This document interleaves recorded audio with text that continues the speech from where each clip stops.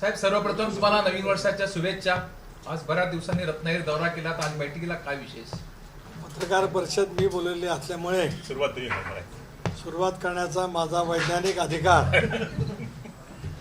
लोकशाहीचा चौथा स्तंभ असलेल्या पत्रकारांना सुद्धा हिरावून घेता येणार नाही. त्यामुळे आज नववर्षाच्या आपल्या सर्वच माझ्या पत्रकार मित्रांना मनपूर्वक हार्दिक शुभेच्छा. नवीन वर्ष आपल्या सर्वांना सुख समृद्धीचं, निरामय आरोग्याचं, सुख शांतीचं, मनशांतीचं, अधिक वृद्धी करणारं, सर्वार्थाने वृद्धी करणारं जावो.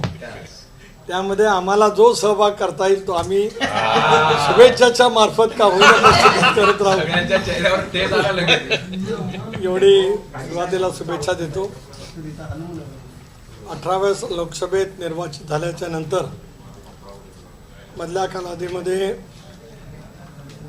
रत्नागिरी जिल्ह्याच्या दिशा समितीचा अध्यक्ष म्हणून माझी नियुक्ती भारत सरकारने केली होती. राणेसाहेब त्याचे सहअध्यक्ष आहेत. मधले विधानसभेची आचारसंहिता होती.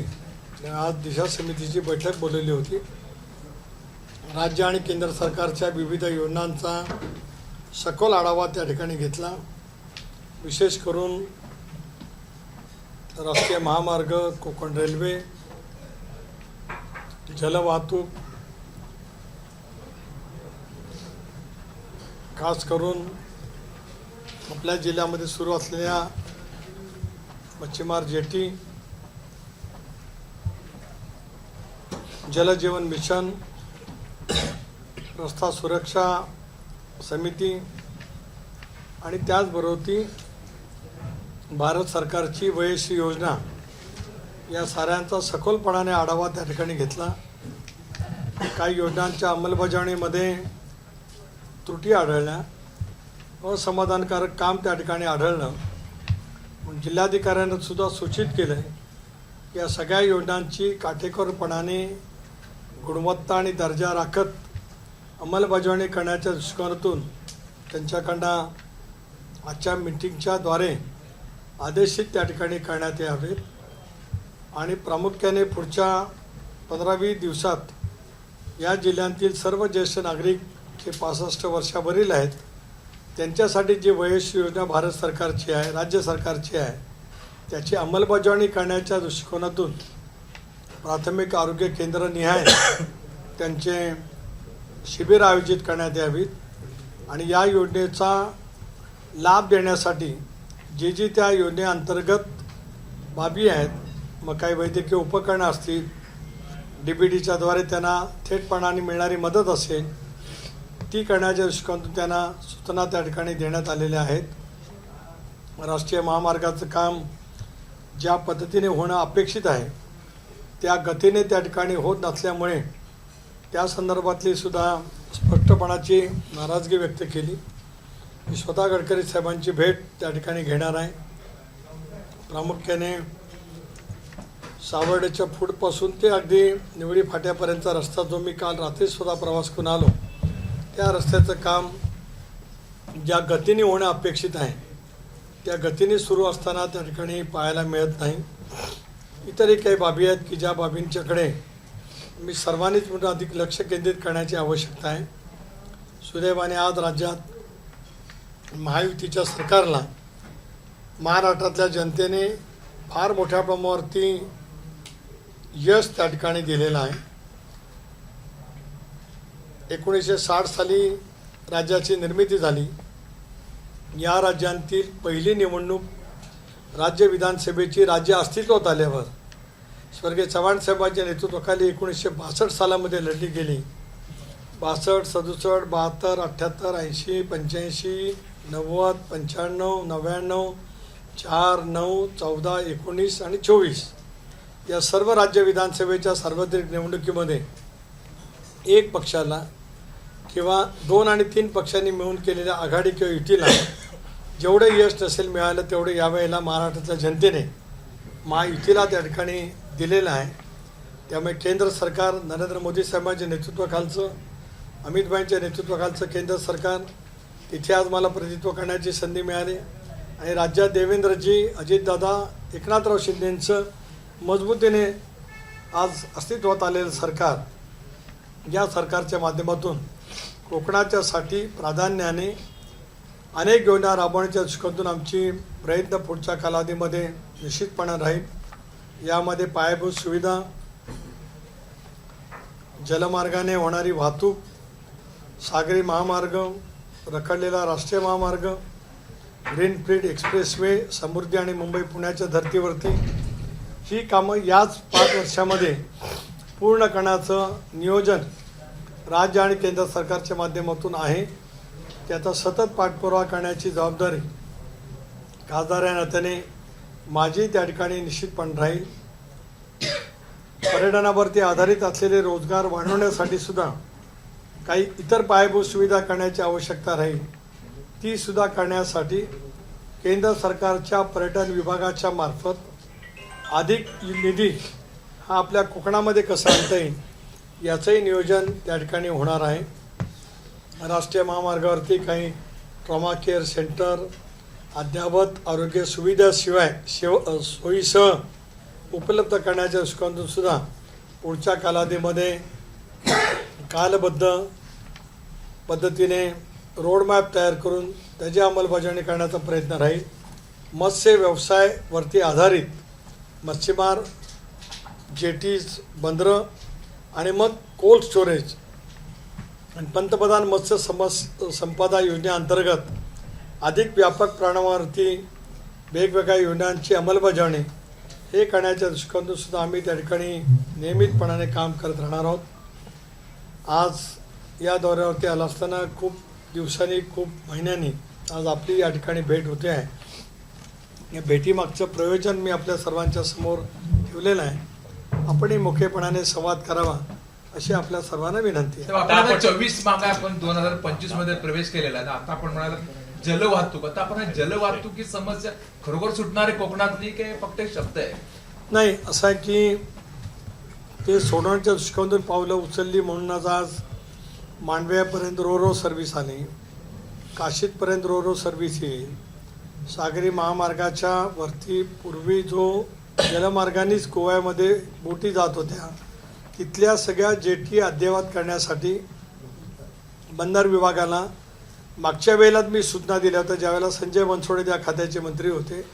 आता एक आराखडा तयार करण्याचं सूचित केलेलं आहे। त्याच्यामुळे आपण म्हणता येतो केवळ वापरण्यासाठी शब्दप्रयोग नव्हे तर अंमलात आणण्यासाठी सुद्धा आम्ही एक रोडमॅप देऊ। पुढच्या वर्षभरामध्ये काय होईल, त्याच्या 2 वर्षामध्ये काय होईल, त्याची अंमलबजावणी झाल्याचं आपल्याला पाहायला मिळेल। आता आपण बैठक घेतली, त्याच्यामध्ये तुम्ही म्हणाल की काही डिपार्टमेंटची कामं असमाधानकारक आहेत आणि दर्जाही नाहीत। कुठल्या डिपार्टमेंट विशेषतः असं जाणवलं की कामं अपुरी आहेत, त्याचा दर्जा नाहीये, विहित होत नाहीये? विशेष करून राष्ट्रीय महामार्गाच्या कामाच्या बाबतीमध्ये मी दखल घेतली। कोकण रेल्वेचा एकंदरीत आराखडा घेतला तर त्यांच्याकडे काही रोडमॅप नाही।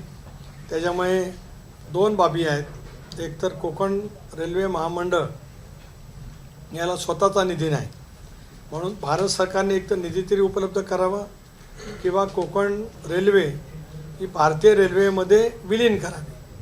मग आपोआपच रेल्वे बजेटमधून त्याला मोठ्या प्रमाणावरची निधी आपल्याला उपलब्ध होऊ शकतो। त्या कामाला गती देण्याची आवश्यकता आहे। ही जी काही बंदरांची कामं आज काय चालू असतील ती कशी गतीने करता येतील हाही प्रयत्न त्याच्यामध्ये राहू शकतो।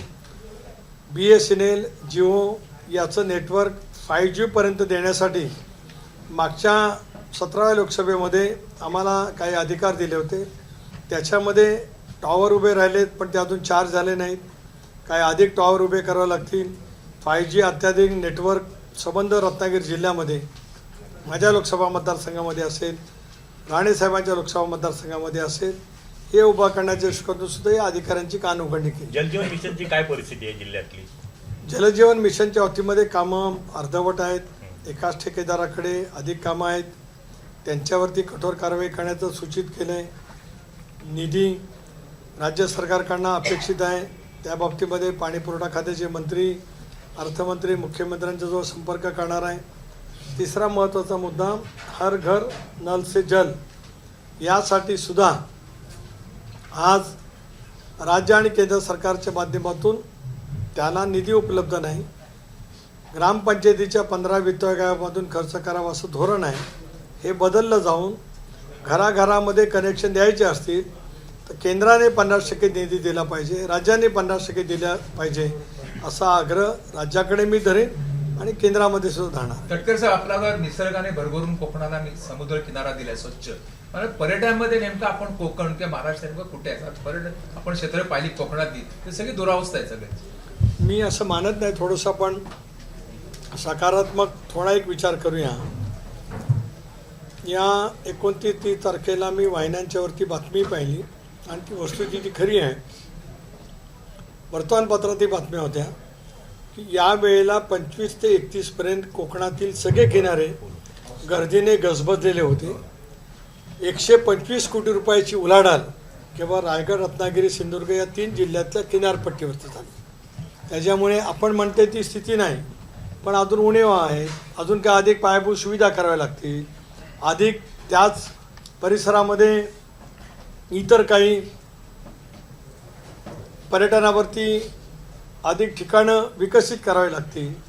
कारण सागरी महामार्ग होत आहे, त्याच्यामध्ये अतिथीकडे पर्यटन विभाग असताना या महामार्गावरती 92 ठिकाणं तिने आयडेंटिफाय अशी केली की हे सगळे ब्रिजेस आयकॉनिक ब्रिजेस होणार आहेत आणि तिथे विशिष्ट ठिकाणी पर्यटनाचा विकास करून त्या दृष्टिकोनातून पर्यटक कसे थांबू शकतील याचा प्रयत्न केला जाणार आहे. यावर्षी जर काही लाख पर्यटक आले असतील या वर्षभरामध्ये या पायाभूत सुविधामध्ये वाढ करत ते दुप्पट पर्यटक कसं येतील याचा प्रयत्न. तर सगळ्यात नेहमी प्रश्न असतो प्रत्येक वेळी कुणी आलं तरी मुंबई गोवा महामार्गाचं रखडलेलं काम.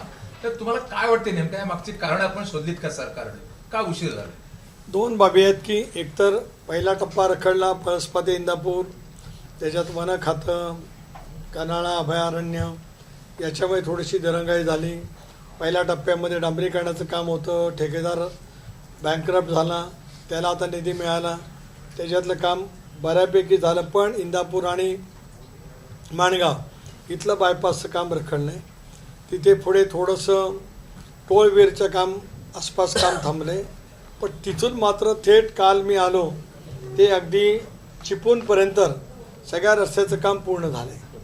पुढचं काम राहिलेलं आहे. मी नाकारत नाही, रस्ता दीर्घकाळ रेंगाळला ही वस्तुस्थिती नाकारता येत नाही. त्याच्यात 2 कारणं होते. एक वनजमीन, त्यानंतर भूसंपादनाच्या रक्कम याच्यात कमी अधिक जे काय झालं, काही नवीन निर्णय झाले त्याच्यामुळे सुद्धा थोडंसं काम आणलं गेलं. पण आता त्याच्यातील सगळे अडचण दूर झाले. काही ठेकेदार हे सुद्धा काळ्या यादी टाकण्याच्या लायकीचे होते, त्यांच्यावरती सुद्धा कारवाई झालेली आहे. 2025 अखेर हा संबंध रस्ता म्हणजे आपल्या हद्दीपर्यंत ते पळसप्यापासून पूर्ण होईल अशी अपेक्षा आहे आणि आमचा पाठपुरावा आहे. साहेब, त्या मार्गामध्ये झाराप पासून अगदी परशुराम ते झाराप ह्याच पोर्शनमध्ये 7 टप्पे आहेत, एकूण 10 टप्प्यापैकी. पण दुर्दैवाची बाब आहे की आता आपणही त्यामध्ये लक्ष घालावं. इथे कार्यकारी अभियंत्याकडे ही जबाबदारी आहे. गेले 6 महिने त्या कार्यकारी अभियंत्याचं पदच रिक्त झालेलं आहे, भरलेलं नाही आहे. तो घाडगे म्हणून मुंबईत बसतात, इथे येत नाहीत. पहिला विषय. आणि आरवली काटेवाकडला 4 कॉन्ट्रॅक्टर बदलून सुद्धा आजही काम गती घेत नाहीये.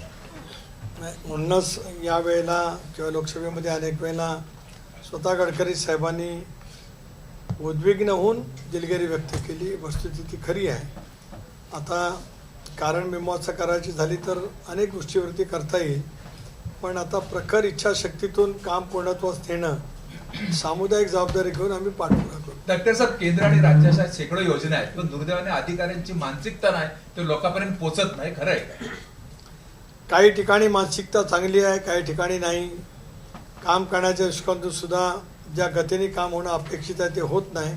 पण आज अशा कामचुकार अधिकाऱ्यांच्या वरती कारवाई करण्याचे आदेश मी जिल्हाधिकाऱ्यांनी दिले. आता आपण सांगितलं आजच्या कमिटीच्या बैठकीमध्ये काही अधिकारी हे गैरहजर होते, त्यांना नोटीस करण्यासंदर्भात काही निर्णय झालाय का? हो, झालाय. मी आज त्यांच्यावरती कठोर कारवाईचे निर्देश त्या ठिकाणी दिलेले आहेत.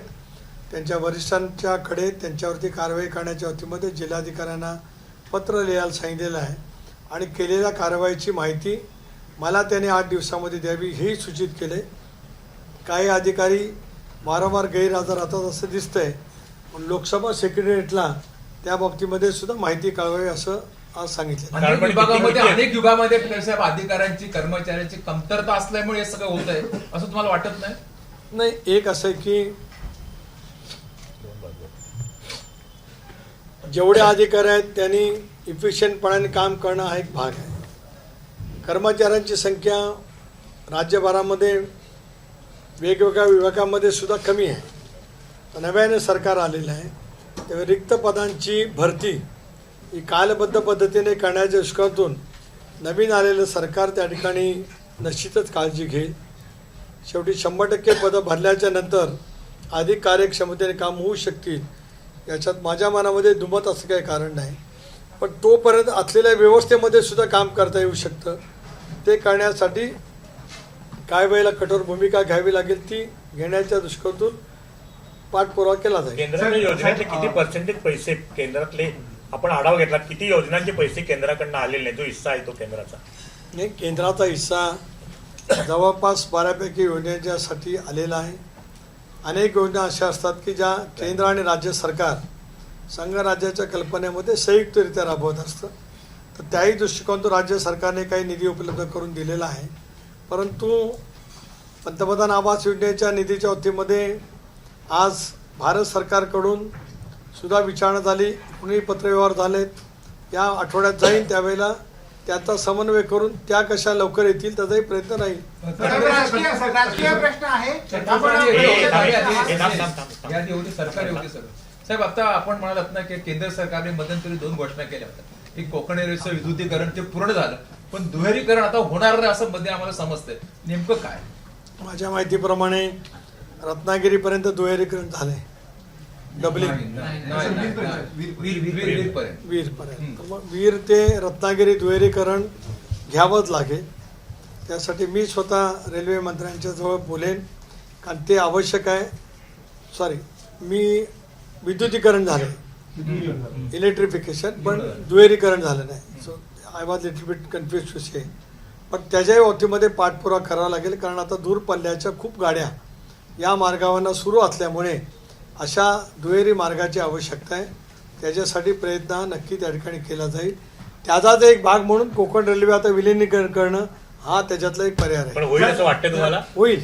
केंद्र सरकारची तशी मानसिकता आहे.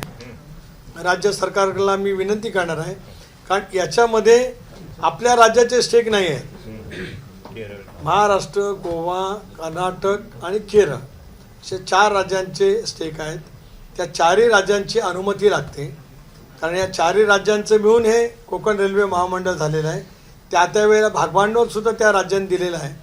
गोवा, महाराष्ट्र त्याच विचाराची सरकार आहेत. कर्नाटकच्या मुख्यमंत्र्यांचे जो बोलावं लागेल तेही बोलण्याचा आम्ही प्रयत्न करू, कारण शेवटी कोणा पक्षाचं सरकार आहे त्याच्यापेक्षा त्याचा फायदा तिथल्या नागरिकांचा कसा होईल त्याच्यासाठी प्रयत्न करावे लागतील. केरळच्या सरकारच्या जवळ सुद्धा बोलण्याचा आमचा प्रयत्न राहील. कोकण रेल्वेचं खासगीकरण होणार अशी मध्यंतरी काही चर्चा होती, ते होऊ नये यासाठी आपण काही प्रयत्न? मी विलिनीकरण म्हणतोय, खाजगीकरणाचा विषय नाही. खाजगीकरणाची चर्चा कुठेही नव्हती, शासन पातळीवरती तर नव्हती. कारण विलिनीकरण करून अधिक रेल्वे प्रवाशांना फायदा कसा होईल याच्या प्रयत्नासाठी आम्ही कटिबद्ध आहोत. 1960 ते 2024 पर्यंत आपण इतिहास सांगितलात की जनतेने पहिल्यांदा 230-35 चा आकडा बरोबरून दिलेला आहे. आपण वचननामा दिला होता की मुख्यमंत्री लाडक्या बहिणीला आता आपण 1500 ऐवजी 2100 रुपये देणार. त्याच्या अंमलबजावणी आता कधी होणार साहेब? एक असं आहे की जाहीरनामा, वचननामा हा प्रत्येक राजकीय पक्ष युती आघाडी देत असतं. आमच्याही जाहीरनाम्यामध्ये आम्ही लाडकी बहीण या योजनेची व्याप्ती वाढवणार आहोत, 1500 ते 2100 करणार आहोत याचं जाहीर आश्वासन दिलेलं आहे. त्याची 100% पूर्तता केली जाईल.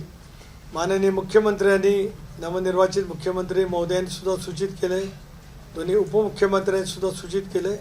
या संदर्भातला निर्णय लवकर नक्की होईल. साहेब, मसाजोगचं प्रकरण सध्या गाजतंय. बजरंग सोनवणेंनी आज आरोप केलेले आहेत. मसाजोगच्या दौऱ्याच्या वेळेला अजित पवार यांच्या ताफ्यामध्ये जी गाडी होती त्याच गाडीच्या मधून सरेंडर होऊन वाल्मिक कराड हा बीडच्या सीआयडीकडे, पुणे सीआयडीकडे या ठिकाणी सरेंडर झालेला होता, असा गंभीर आरोप त्यांनी केलेला आहे. अजितदादांनी तिथे भेट दिली त्याला दिवस झाले 14-15. आता हे जे काही सांगितलं जातं बेछूट आरोप करण्यामध्ये काय अर्थ नाही, कारण घडलेली घटना अत्यंत दुर्दैवी आहे, निर्दयी आहे. राज्य सरकारने SIT स्थापन केले, CIDकडे तपास दिला आहे, संशयितांना सुद्धा आरोप केलेले आहेत, तपास योग्यरीतीने सुरू आहे, लवकरच कारवाई होईल. पण अशापैकी आरोप करण्यापूर्वी त्याची पुरावे देण्याची आवश्यकता आहे. मला माहीत नाही, कारण शेवटी तुम्ही सांगताय त्या बातमीवरतीच माझं मत प्रदर्शन मी करतो आहे. मी काय ते काय बोलले ते ऐकलेलं नाही. पण दादांनी भेट दिली अधिवेशनाच्या विधानसभेच्या शेवटच्या दिवशी, बरोबर. त्यालाही जवळपास 12-13 दिवसाचा कालावधी ओलांडून गेलेला आहे. अशाच पद्धतीने नागपूरमध्ये सुद्धा एका पत्रकाराची हत्या केली गेली होती. हे प्रकरण अशाच पद्धतीने मागे पडलं. कुठे कसे राजापूर शेवटी राज्य सरकारची तपास यंत्रणा त्या ठिकाणी तपास करत असेल. मला या संदर्भातली आत्ता अद्ययावत माझ्याकडे ऑफहँड माहिती नाही. आरोपी जाग मी माहिती जरूर घेईन, मुख्यमंत्र्यांना पत्र या बाबतीमध्ये जरूर लिहीन आणि तपास अधिक व्यापक पद्धतीने लागलं तर SIT स्थापून किंवा CIDकडे वर्ग करून करावा अशी माझी मागणी आहे. साहेब, पश्चिम महाराष्ट्रामध्ये जर अपघात झाला तर आपल्या इथे जवळ 15पेक्षा अधिक लोक मेलेली आहेत. काही त्यांना कंपेन्सेशन मिळाले, पैसे मिळाले नाहीत. पश्चिम महाराष्ट्रामध्ये जर अपघात झाला तर 5 लाख रुपये दिले जातात. मग कोकणातल्या आमच्या नागरिकांनी काय गुन्हा केलेला की त्यांना काहीच पैसे दिले जातात नाही, मला एक माहिती आहे की ज्या ज्या वेळेला आपल्याकडे काय अपघात झाले त्याच्यामध्ये मृत्युमुखी पडलेल्यांच्या वारसांना मुख्यमंत्री सहायता निधीतून 5 लाख रुपये यापूर्वी देण्यात आले, घोषित झाले, ते पण त्या ठिकाणी पोचलेले आहेत. कुठे राहिले असतील आपण निदर्शनास आणलं तर मुख्यमंत्र्यांच्याकडे त्याचा पाठपुरावा करून तो देण्याचा प्रयत्न होईल. सापत्यपणाची भूमिका राज्य सरकारकडनं यापूर्वी आम्ही सरकारमध्ये असताना नव्हती, पुढेही राहणार नाही. पण एखादी बाब राहिली असेल आणि आपण निदर्शनास आणली तर ती नक्कीच कमिटमेंटप्रमाणे पूर्तता केली जाईल. तनकरे साहेब, काय झालंय आता विजय वडेट्टीवार असं म्हणाले की धनंजय मुंडेंवरती ज्या अर्थी अजित पवार बोलत नाही त्याचा अर्थ असा होतो का की त्यांचं मंत्रीपद जे आहे ते छगन भुजबळांना दिलं जाईल? वडेट्टीवारांनी काय बोलावं तो त्यांचा अधिकार आहे. पण अलीकडे काय झालं की महाविकास आघाडीचा दारुण पराजय झाल्यापासून महाविकास आघाडीचे नेते राजकीय जे वक्तव्य करतायत थोडंसं भरकटल्यासारखं करतायत, कारण अजून त्या पराजयातून ते बाहेर आलेले नाहीत. सर, गेल्या 2 वर्षात आहे की आता असंही चर्चा आहे की भुजबळांना वाचवण्यासाठी मुंडेंचा बळी दिला जातोय, अशी आता विरोधकांकडून चर्चा आहे. भुजबळांना वाचवण्यासाठी यांचा बळी दिला जातोय. मला याचा नेमका अर्थ काय कळणार नाही. भुजबळांना वाचवणं म्हणजे काय म्हणजे मला कळू शकलं नाही, आणि त्यांचा बळी जाणं म्हणजे काय मला कळू शकलं नाही.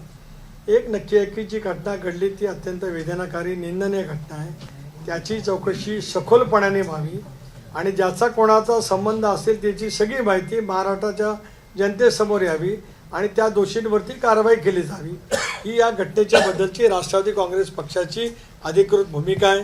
राष्ट्रवादी काँग्रेस पक्ष या घटनेशी संबंधात असलेल्या कोणालाही कधी पाठीशी घालणार नाही.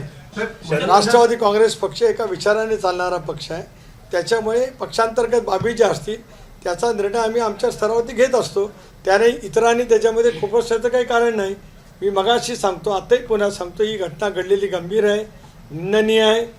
सखोल चौकशी होऊन दोषी असलेल्या आरोपींच्या वरती कठोर कारवाई केलीच पाहिजे, ही माझी राष्ट्रवादी काँग्रेस पक्षाचा अध्यक्ष म्हणून मागणी आहे. सर, दुसरीकडे या प्रकरणावर मंत्री धनंजय मुंडे यांच्या राजीनाम्याची देखील मागणी होत होती.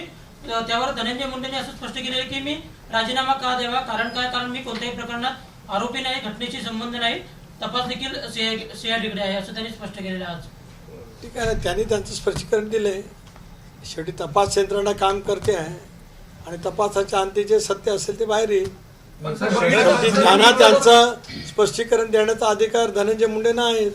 आणि त्यांच्यावरती ज्या वेळेला आरोप होतात त्यावेळेला त्या आरोपाच्या संदर्भात त्यांचं मत काय किंवा त्यांची भूमिका काय राहिलेली आहे हे सांगण्याचा लोकशाहीमध्ये त्यांना अधिकार आहे. त्या अधिकाराच्या अंतर्गत त्यांनी त्यांच्या भावना व्यक्त केल्या असतील. सर, धनंजय मुंडेंना भेटल्यानंतरच वाल्मिक कराड एका फार्म हाऊसवरती गेले असा दावा सुद्धा बजरंग सोनवणेंनी आजच्या पत्रकार परिषदेत केलाय. या सगळ्याच गोष्टी मला माहिती नसल्यामुळे मी काय त्या बाबतीमध्ये मतप्रदर्शन करणार नाही. रोज उठून प्रत्येकजण वेगवेगळी माहिती सांगतो आहे. शेवटी जी त्यांना माहिती सांगायची आहे ती पोलीस यंत्रणेला सांगितली, CID यंत्रणेकडे दिला आहे. काल विशेष पथक काल राज्य सरकारने केलेलं आहे. माहिती जरूर त्यांनी सांगावी, पण या तपास यंत्रणेकडे पण द्यावी, म्हणजे मग त्या माहितीतलं सत्य सुद्धा लोकांच्या समोर त्या ठिकाणी येईल. माझ्या स्वतः खटला बीडच्या बाहेर चालवावा असं संजय राऊत यांनी म्हटलेलं आहे. वाल्मिकचा खटला जो आहे तो बीडच्या बाहेर चालवावा असं संजय राऊत यांनी म्हटलेलं आहे. मागणी साहेब, शेवटी न्यायव्यवस्थेवरती आपला विश्वास असला पाहिजे. तिथल्या न्यायव्यवस्थेवरती विश्वास नसेल तर कोणाला काही बोलता येतं. महाराष्ट्रात गुन्हेगारीचं प्रमाण वाढल्याचं वाटतं. त्याच्यामुळे तो शेवटी निर्णय सरकारने घ्यायचा आहे. पण तिथली न्यायदेवता, तिथली न्यायव्यवस्था ती कायद्याच्या कसोटीवरतीच यापूर्वी काम करत आली असेल, पुढेही काम करत राहील. त्याच्यामुळे या सगळ्या घटनेच्या संदर्भात राजकीय वक्तव्य टाळून त्या घडलेल्या घटनेच्या बद्दल दोषी व्यक्तींवरती कशी कठोर कारवाई होईल याकडे अधिक लक्ष केंद्रित केलं जावं असं मला स्वतःला वाटतं. तटकरे साहेब बोलले, तटकरे साहेब. प्रमाण वाढल्याचं वाटतं का तुम्हाला? असं आहे की अलीकडे काही घटना घडतात, याचा अर्थ गुन्हेगारी महाराष्ट्रामध्ये वाढली आहे असं म्हणणं चुकीचं ठरेल. महाराष्ट्राला स्वतःची एक अस्मिता आहे, महाराष्ट्राला एक स्वतःची संस्कृती आहे, महाराष्ट्राला शिवशाहू फुले आंबेडकरांचा विचाराचा वारसा आहे. काही वेळेला काही विकृत मनोवृत्ती काही प्रकार करत असतील, पण याचा अर्थ सगळ्या महाराष्ट्राच्या बाबतीमध्ये अशा वेळीचं निष्कर्षात येणं हे महाराष्ट्राच्यासाठी हितावं आहे असं मला स्वतःला काय वाटत नाही. शरद पवारांच्या वाढदिवसानंतर सगळी मंडळी अजितदारापासून भेटायला गेली. नंतर शरद पवारांचे आमदार अजित पवारांना भेटतात, अजित पवार गटाचे आमदार शरद पवार. भविष्यात दोन्ही पवार एकत्र येतील असं वाटतं की आपली काय भूमिका? नाही, कोण कोणाला भेटलंय याची मला माहिती नाही. वाढदिवसाला आदरणीय पवारसाहेबांना शुभेच्छा द्यायला आम्ही सगळेजण गेलो होतो. त्या शुभेच्छा आमच्या अंतःकरणापासून होत्या. गेले की अनेक वर्ष आम्ही साहेबांच्या वाढदिवसाच्या शुभेच्छाच्या निमित्ताने होतो. समेतसुद्धा त्या ठिकाणी काम केलेलं आहे. विलिनीकरणाच्या बाबतीमध्ये मी एवढं सांगेन, राष्ट्रवादी काँग्रेस पक्षाने NDAमध्ये सहभागी होण्याचा निर्णय बहुमताने पक्षामध्ये घेतला. निवडणूक आयोगाने त्याच्यावरती मोहर उठवली. एवढंच नव्हे तर विधानसभेच्या निवडणुकीमध्ये राष्ट्रवादी काँग्रेस पक्षाने घेतलेल्या भूमिकेवरती महाराष्ट्रातल्या जनतेने 41 आमदार निवडून देऊन लोकशाहीचं शिक्कामोर्तब केलेलं आहे. अशा वेळेला आम्ही आमच्या भूमिकेशी पुढे त्याच पद्धतीने जाणार आहोत. NDAचे घटक राहणार आहोत. महायुतीमध्येच आम्ही पुढे 5 वर्ष स्थिरतेने कारभार करणार आहोत. अशा वेळेला ज्यांना कोणाला जे काय वाटेल, इतर जो पक्ष राष्ट्रवादी काँग्रेस पक्ष आहे त्याच्या बाबतीतला ते ठरवू शकतील. त्या बाबतीमध्ये तटकरे साहेब, झालं गेलं विसरून अजूनही मोठे पवार आणि छोटे पवार आणि एकत्र यावं असं तुम्हाला वाटते? मी एक सांगितलं, मी राजकीय भूमिका मांडली, कारण आम्ही घेतलेला निर्णय राजकीय निर्णय होता. शेवटी राजकीय निर्णय घेत असतानाच भावनेने काय वाटतं याच्यापेक्षा राजकीय भूमिकेलाच राजकारणामध्ये अधिक महत्त्व असतं. त्या भूमिकेच्या अनुसरून आम्ही घेतलेला निर्णय आहे. व त्या भूमिकेच्या सोबत जे येतील ते होईल. मंत्रिमंडळ शपथविधीच्या वेळी वाल्मिक हा नागपुरामध्ये होता आणि त्यावेळी पोलिसांनी का अटक केली असं सोनालीने म्हटलंय. ते काय म्हणतात त्याचं उत्तर मी काय द्यायचं आहे? काही संमतच नाही ना मी उत्तर देण्याचं. ज्याला जे म्हणायचं असेल, ज्याला ज्याकडे जी माहिती असेल त्यांना माझी विनंती आहे की त्यांनी तपास यंत्रणेकडे जरूर द्यावी. त्याही बाबीचा तपास यंत्रणेने खुलासा करावा, शोध घ्यावा, तपास करावा, ती पण माहिती द्यावी. पण कोण काय म्हटलं त्याच्यावरती मी उत्तर देणं काय अभिप्रेत आहे? मला माहितीच नाही ती घटना. ते जे बोललेत ती म्हणजे कुठली नागपूरला ते होते ती काय कारणच नाही ना. मी वारंवार मगातपासून हे सांगतोय, घडलेली घटना निंदनीय आहे. याचा तपास सखोल केला जावा. विशेष पथक सरकारने स्थापन केले. CID तपास करत आहे. जे दोषी असतील, जे या गुन्ह्याशी संबंधित असतील, जे या गुन्ह्याचा मास्टर माइंड असतील, त्या खोलवर तपास केला जावा आणि त्यांच्यावरती कठोर कारवाई केली जावी. राष्ट्रवादी काँग्रेस पक्षाचा प्रदेशाध्यक्ष म्हणून स्वच्छपणाची भूमिका घटना घडलेल्या दिवसापासून माझी आणि पक्षाची आहे. गेल्या 2.5 वर्ष रायगडचा पालकमंत्री विषय चर्चेत राहिला आणि आता पुन्हा नवीन मंत्रिमंडळ अस्तित्व आल्यानंतर सुद्धा प्रश्न तो परत ऐरणीवर आला. नेमका आता त्याच्यामध्ये प्रदेशाध्यक्ष म्हणून आपली भूमिका काय राहणार? माझी भूमिका महाराष्ट्राला पुढे नेण्याची आहे. आमचा अजेंडा रायगड कोकणच्या विकासाचा आहे. तो अजेंडा राबवण्यासाठी केंद्र आणि राज्य सरकारच्या माध्यमातून प्रयत्न केले जावेत. पालकमंत्री नेमण्याचा अधिकार मुख्यमंत्री आणि दोन्ही पक्षाचे नेते म्हणून उपमुख्यमंत्र्यांना आहे. त्यांनी त्याच्या बाबतीतला योग्य तो निर्णय घ्यावा. तो निर्णय महायुतीच्या सर्वच घटक पक्षांना मान्य असेल आणि मान्य करावा लागेल. अजूनही 7 ते 8 मंत्र्यांनी पदभार स्वीकारला नाही. कालच मुख्यमंत्री विनंती केली की आता आपण सर्वांनी चार्ज घ्या म्हणून. नेमकं काय कारण? नाही, काही कारण आहे. प्रत्येकाने खुलासा केला की अधिवेशन संपलं आणि प्रत्येकजण आपापल्या गावाकडे गेले होते. मधल्या कालावधीमध्ये 2-3 दिवस सुट्टी होती. त्याच्यामुळे काहींनी विधिमंडळाच्या कामकाजामध्ये भाग घेतलाच होता. आपापल्या स्तरावरती बैठका घेतल्या होत्या. मंत्र्यांनी उपस्थिती काय राहिली असेल तर आज मंत्रिमंडळाच्या बैठकीला काही मंत्री असतील, काही राहिले असतील तर आज उद्या प्रत्येकजण का त्या ठिकाणी मंत्रालयामध्ये हजर राहावे. कार्यभार पहिल्या दिवशी स्वीकारलाय. नाराज सर, असे तुमच्या नाही पक्षाचे नाही, नाराजगी नाही. छगन भुजबळ हे परदेशवारीवर गेले होते. मुख्यमंत्री देवेंद्र फडणवीस यांची भेट घेतल्यानंतर आज ते नाशिकमध्ये परतत आहेत. अलीकडे तुमची काही त्यांच्याशी चर्चा झाली का किंवा काय आगामी? नाही, अलीकडे काय माझी त्यांची चर्चा झालेली नाही. 10-12 दिवसामध्ये उद्या मी पक्षाच्या कार्यालयात आहे. उद्या परवा माझी जरूर त्यांच्याजवळ चर्चा होईल. काय विधानसभा निवडणुकीमध्ये महेंद्र दळवींनी महेंद्र थोरवेंनी डायरेक्ट आरोप केला होता की आपण त्यांच्या विरोधात काम केलं. नेमकी वस्तुस्थिती काय होती? एक असं आहे की काय काम केले काही नाही तिथल्या जनतेने पाहिलेलं आहे आणि त्याच्यामुळे कोणाला काही निराधार आरोप करायचे असतील तर कोणी आरोप करायला मोका राहू शकतो. आपण बरेच अच्छा, ओके. पिंपरी चिंचवडमध्ये भाजपनं महानगरपालिका जी आहे ती स्वबळावर लढवण्याचा निर्णय घेतलेला आहे. जगताप जे आहेत त्यांचं सुरुवातीला इलेक्शन लक्षात येत माझ्या, त्यांनी सांगितलं की आम्ही स्वबळावरती लढणार आहोत. सो ही भविष्यात म्हणजे कुठली नांदी असणार आहे महायुतीतली एकत्र असताना? एक असं आहे की आपण पाहाल की ज्या वेळेला राज्यामध्ये आघाडीची सरकार आली, 95ला युतीचं सरकार होतं, नंतर महाराष्ट्रामध्ये लोकशाही आघाडीचं सरकार होतं, काँग्रेस राष्ट्रवादीचं.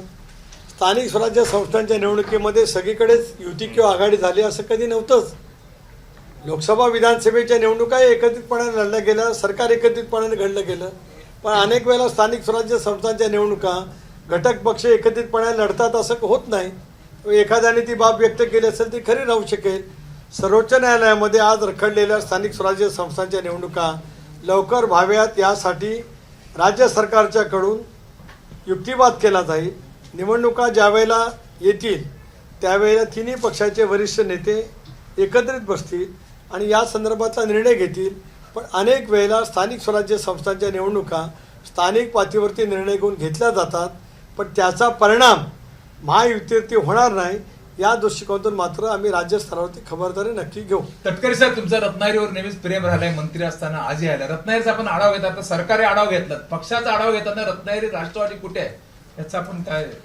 एक असं आहे की गेले काही दिवसामध्ये, कारण 99ला ज्यावेळेला मी रत्नागिरीचा पालकमंत्री झालो त्याला रत्नागिरी जिल्ह्यामध्ये आमचा एकही लोकसभा सदस्य नव्हता, एकही विधानसभा सदस्य नव्हता, एकही पंचायत समितीची पुनर्वगळता नव्हती, नगरपालिका नव्हती. पण नंतर पक्ष वाढत गेला. पक्षाचे 2 आमदार झाले, पक्षाच्या नगरपालिका आल्या, जिल्हा परिषदेमध्ये चांगल्यापैकी यश मिळालं.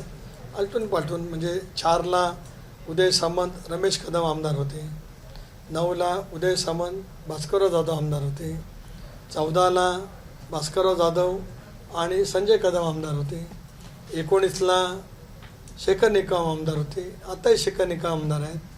पक्षाचं संघटन आहे, थोडं कमी आहे. त्या बाबतीमध्ये प्रदेशाध्यक्ष म्हणून आणि या जिल्ह्याचा एकेकाळचा पालकमंत्री म्हणून अधिक लक्ष घालून पक्ष पुन्हा एकदा अधिक जोमाने वाढवण्याचा प्रयत्न केला जाईल. कोणी नेते किंवा पदाधिकारी राष्ट्रवादीच्या काही संपर्कात आहेत का महाविकास आघाडीतले? महाराष्ट्राच्या राजकारणामध्ये खूप ध्रुवीकरण पुढच्या कालावधीमध्ये पाहायला मिळेल. वेगवेगळ्या इतर विरोधी पक्षाचे सहकारी संपर्कात आहेत. योग्य वेळेला त्याच्यातली माहिती दिली जाईल. कोकणातले कोणी आहेत का त्यात? योग्य वेळेला संबंध महाराष्ट्राची माहिती आपल्याला दिली जाईल. तटकरे साहेब, राजापूर लांजा मतदारसंघाचे माजी आमदार राजन साळवी नाराज समजते की आपण त्यांना फोन केलात की आपण त्यांना भेटलात काय, की त्यांना भेटणार आहात का आपल्याकडे या म्हणून? माझी राजन साळवींशी चर्चा नाही, भेटी नाही. आम्ही मित्र आहोत, पण माझे राजकीय विषयावरती अलीकडच्या 3-4 महिन्याच्या कालावधीमध्ये बोलणंही नाही आणि चर्चाही नाही. साहेब तुम्ही दिल्लीमध्ये सुद्धा काम करता. सध्या प्रदूषणाचा मुद्दा मोठा आहे. मुंबईतलं प्रदूषण सुद्धा या ठिकाणी खूप गुणवत्ता हवेची खालावलेली आहे. काही कन्स्ट्रक्शन कंपन्या आणि काही कंपन्यांना या ठिकाणी काम थांबवण्याचे आदेश दिलेले आहेत. कसं बघता या प्रश्नाकडे? नाही, प्रदूषणाची खालवलेली पातळी सर्वांच्यासाठी चिंताजनक आहे. त्यामुळे याच्यावरती सर्वतोपरी योजना ह्या आपल्याला नक्कीच कराव्या लागतील. वातावरणामध्ये बदलाच्यामुळे आता बिगर मोसमी पाऊस हे सुद्धा आपल्याला अनेक वेळेला पाहायला मिळतं किंवा अतिवृष्टी अनेक वेळेला पाहायला मिळते. म्हणून पश्चिम घाट संवेदन क्षेत्र जे आहे या बाबतीमध्ये एक समितीचा अहवाल केंद्र सरकारने स्वीकारला. पण तो स्वीकारला आणि त्याची अंमलबजावणी केली तर अनेक गोष्टीवरती सुद्धा बंधनं येऊ शकतात. म्हणून अनेक ठिकाणच्या नागरिकाचा त्याला विरोधी आहे. शेवटी पर्यावरणाचं संतुलन राखणं आणि एकंदरीत वातावरणीय बदलाचा होणारा परिणाम स्वास्थ्यावरती जे होतं आहे याचा विचार गांभीर्याने करून जी काय उपाययोजना करावी लागेल ती करण्याची तयारी सरकारने ठेवली. रिफायनरीचा मुद्दा पुन्हा एकदा ऐरणीवर परंतु चर्चेत आलाय. राष्ट्रवादीची पहिली भूमिका होती ती आजही आहे. एक असं आहे की ती आजही आहे. शेवटी मधल्या कालावधीमध्ये पेट्रोलियम आणि नॅचरल गॅस स्टँडिंग कमिटीचा अध्यक्ष झाल्यावर या खात्याचे मंत्री महोदयांची सुद्धा माझी भेट झाली. हरदीप सिंग पुरी, धर्मेंद्र प्रधान या खात्याचे मंत्री होते, त्यांची भेट झाली. त्यांचं असं म्हणणं आहे की रिफायनरी महाराष्ट्रामध्ये आली तर महाराष्ट्राला त्याचा फायदा होऊ शकतो. पण शेवटी ती रिफायनरी येऊ शकते आपल्या या पट्ट्यामध्येच. बाकी महाराष्ट्रातल्या इतर कुठल्याही भागामध्ये रिफायनरीला पोषक अशा पद्धतीचं ते डेस्टिनेशन नसल्यामुळे ती येऊ शकते इकडे. शेवटी इथल्या जनतेने हे आपल्याला ठरवणं आवश्यक आहे. राज्यकर्त्यांनी त्या बाबतीमध्ये पुन्हा एकदा जनतेजवळ संवाद करून आपण नेमकं काय करू शकतो त्याचा विचार करण्याची गरज आहे. 2025ला एक गुड न्यूज येते की सुनील तटकरे आणि प्रफुल्ल पटेल लवकरच केंद्रात मंत्री होणार. खरं आहे? नाही, मला माहीत नाही या बाबतीमध्ये. एनडीएचं सरकार ज्या वेळेला अस्तित्वात आलं, पंतप्रधान महोदयांनी शपथ घेतली त्यावेळेला राष्ट्रवादी काँग्रेस पक्षाचा लोकसभेतला मी एकटाच खासदार होतो. प्रफुल्ल पटेल एकटेच राज्यसभेवरती होते. त्यावेळेला भारतीय जनता पक्षाने आम्हाला एक राज्यमंत्री स्वतंत्र कार्यभार हे मंत्रिपद देऊ केलं होतं. आम्ही त्यावेळेला नाकारलं. त्याचं एक कारण मी स्वतः सांगितलं पक्षाला की मला मंत्री व्हायचं नाही. मला महाराष्ट्राच्या विधानसभेच्या निवडणुकीवरती अधिक लक्ष केंद्रित करायचं आहे. कारण लोकसभेमध्ये आम्हाला अपयश आलं होतं. राज्यात पुन्हा एकदा सत्ता प्रस्थापित करायची आहे. प्रफुल्ल पटेल ज्येष्ठ आहेत, त्यांना संधी दिली जावी. पण प्रफुल्ल पटेल हे कॅबिनेट मंत्री पूर्वी राहिलेले असल्यामुळे राज्यमंत्री होणं त्यांना अप्रस्तुत वाटलं. म्हणून आम्ही थांबण्याचा निर्णय घेतला. योग्य वेळेला ज्यावेळेला निर्णय होईल, एक जागा मिळाली तर प्रफुल्ल पटेलांसाठी ती असेल. बाकी इतर निर्णय ज्यावेळेला होईल त्यावेळेला होईल. मंत्रीपद न मिळाल्याने अनेक आमदार नाराज आहेत महाराष्ट्रामध्ये. याचा सरकारवर काय परिणाम होऊ शकतो? कोणी नाराज नाही आणि सरकारवरती परिणाम होण्याचं सुतराम नगभर सुद्धा शक्यता नाही. 234 संख्याबळाचा आमदार, भारतीय जनता पक्ष, राष्ट्रवादी काँग्रेस, शिवसेना या तिन्ही पक्षाचे नेते सक्षम आहेत. आमदारही संवेदनाशील आहेत, पक्षाच्या विचाराशी बांधलेले आहेत आणि लोकांनी दिलेला कौल सर्वांना मान्य आहे. सर्वांनाच मंत्रिपदं मिळतात असं नव्हे. कोणाला मिळतात, कोणाला तरी थांबावं लागतं. काही काळ एखाद्या वेळेला थोडीशी नाराजगी असेल, परंतु त्या नाराजगीचं रूपांतर कुठल्याही दुसऱ्या टोकापर्यंत जाण्याची कुठलीही शक्यता नाही. तुम्हाला शुभेच्छा. आणि त्या राज्य सरकारमध्ये थोडंसं शिवसेना आणि राष्ट्रवादीमध्ये कुठेतरी अधूनमधून कुरबुरी जाणवते. काय नेमकं कारण? नाही, काही कुरबुरी नाही, काही नाही. सगळं सौहार्दाचं वातावरण आहे. शेवटचा प्रश्न, आपले जे रिसॉर्ट्स आहेत सगळ्या कोकण किनाऱ्यावरती त्यांना सीआरजेडचे अधिकारी जे आहेत ते त्यांना त्रास देतात. पण मोठ्या मोठ्या कंपन्या क्लब महिंद्रा सारख्या सीआरजेडचे नियम तोडून जयगडच्या किनाऱ्यावर जयगडची सुद्धा कंपनी जी आहे सीआरजेडचे नियम तोडून त्यांनी बांधकामं केलेली आहेत. त्यांच्यावर कारवाई केली जात नाही. पण आमचे इथले जे पर्यटक आहेत किंवा व्यवसाय करणार आहेत त्यांच्यावर कारवाई केली जाते सीआरजेडवर. तर त्यावर थोडंसं आपण लक्ष.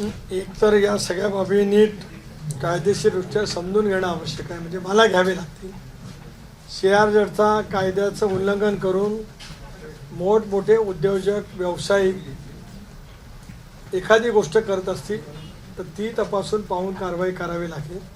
पण स्थानिक जे व्यावसायिक आहेत की जे आज वर्षानुवर्षे त्या सगळ्या परिसरामध्ये राहतात त्यांना सुद्धा या सवलतीचा फायदा देऊन त्यांचा रोजगार कसा कायम ठेवता येईल या दृष्टिकोनातून सुद्धा प्रयत्न केले जातील. मधल्या कालावधीमध्ये गुहागरच्या परिसरामध्ये ग्रीन टॅबोलने एक निर्णय दिला होता. त्यावेळेला सुद्धा लोकसभा सदस्य म्हणून मी हस्तक्षेप करून त्यांना मदत करण्याची भूमिका घेतली होती. ही सर्व बाबी आणि शेवटी थोडीशी संवेदनशील बाब आहे, त्यामुळे ती तपासून घेऊन त्याच्यातला योग्य पद्धतीचं सहकार्य कसं करता येईल खासदार म्हणून माझा प्रयत्न राहील. एबीपी माझा, उघडा डोळे बघा नीट.